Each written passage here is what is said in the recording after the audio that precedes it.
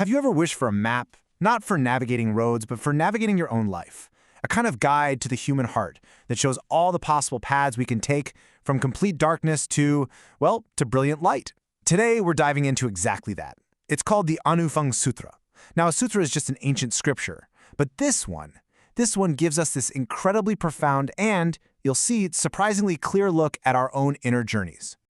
So, the whole story kicks off with a statement that is just truly shocking. The Buddha makes this prophecy about a guy named Devadatta, and he basically says that Devadatta is going to end up in a state of unbelievable suffering and stay there for an entire cosmic age, an eon. But the part that really gives you chills, he's described as difficult to save. I mean, that immediately raises a huge question, right? It's really the core of this whole text. How could anyone, no matter what they've done, be considered completely beyond hope? What could possibly lead to a judgment that's so absolute, so final? Well, that's the mystery we are going to unravel today. To really get it, we have to picture the scene. The Buddha's main disciple, a man named Ānanda, he's the one who hears this terrible prophecy. But his reaction isn't what you might expect. It's not judgment or anger. It's just this deep, raw, human compassion.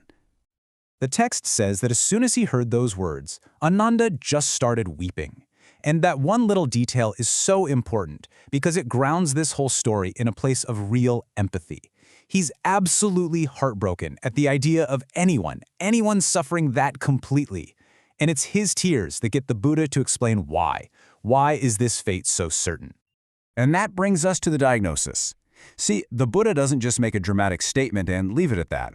He gives a precise, almost clinical breakdown of what leads a person to this point of no return.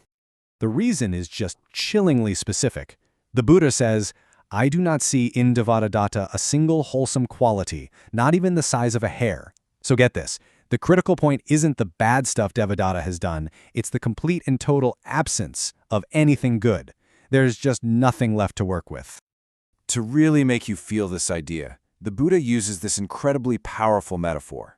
He says, imagine a man has fallen into a deep cesspool and he's totally submerged. Someone comes to rescue him, and they're looking for just one clean spot, a finger, a strand of hair, anything they can grab onto to pull him out. But they can't find a single spot. That, the Buddhist says, is Devadatta's situation. But here's the thing. This tragic story is really just the starting point. The sutra uses it to map out 6 fundamental ways a human life can go. So let's start with the first 3 paths. These are for people who begin with at least some seeds of goodness. You know, some basic kindness or compassion inside them. Okay, so here's the basic framework. If you're starting out with some wholesome qualities, you can go one of 2 ways. Towards lasting purity, which is like a sunrise, or you can head towards darkness, like a sunset. Devadatta's path, the one with 0 goodness, is like a rotten seed. It just has no chance to grow. Let's look at that first one, the sunrise path. This is a person who has goodness in them, even if they have some flaws too. I mean, who doesn't?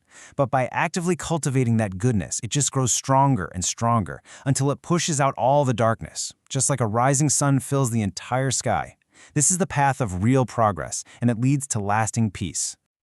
But the second path, well, this one is a bit of a warning. Here, a person starts with those same wholesome qualities, but they don't do anything with them. They neglect them, and instead they let their negative habits take over. That inner goodness slowly fades away, like the light at sunset, until there's nothing left but darkness. The potential was there, but it was just lost. But this is where the sutra gets really hopeful. What about people who start from a pretty dark place? I mean, are they doomed? Is their fate sealed? Absolutely not. The sutra says there are 3 possible paths for them too. So this table shows you the other side of the coin.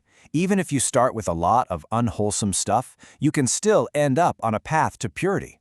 It all comes down to what you choose to do next. And the metaphors here are just great. A growing fire, a dying fire, and finally, cold ashes. Okay, so the first path from this dark starting point is the growing fire. This is where a person's negative side is constantly being fed. You know, by giving in to anger, acting on greed, choosing to be ignorant. They're basically just throwing dry wood on the fire. And that fire just grows and rages until it burns up any little bit of goodness that might have been there. But now for what I think is the most hopeful path in this entire text. You can start with all these unwholesome qualities, but instead of feeding them, you starve them. You stop adding fuel, and the fire of negativity with nothing to burn just burns itself out. This is such a brilliant idea that even from a really dark place, you can find your way to lasting purity. And finally, we have the sixth path, which describes the ideal state. This is someone who is so full of goodness, so established in it, that negativity doesn't even have a place to start. The fire is completely out, the ashes are cool to the touch, it can't be reignited. And this, of course, is a metaphor for nirvana, for ultimate liberation. So, this ancient text has just laid out 6 totally distinct paths of the human heart. It's an incredible psychological framework. But the Buddha doesn't just leave it there as some interesting theory. He turns the question directly to his followers, and by extension, to us. At the end, he doesn't give some complex formula. His advice is actually really simple, really actionable. He just says, find a quiet place, reflect on your own inner world, and ask yourself, which qualities am I watering right now? And then, you act with awareness. You consciously choose to nurture the good stuff and starve the negative. And the goal is so simple, to live in a way that you won't regret later. And so we end right where the sutra leaves us, with a very personal and kind of provocative question. Looking at this ancient map, the rising sun, the dying fire, the sunset, the growing fire, which path do you honestly find yourself on today? Because the real power of this text isn't just in understanding the map, it's in realizing that we get to choose our direction.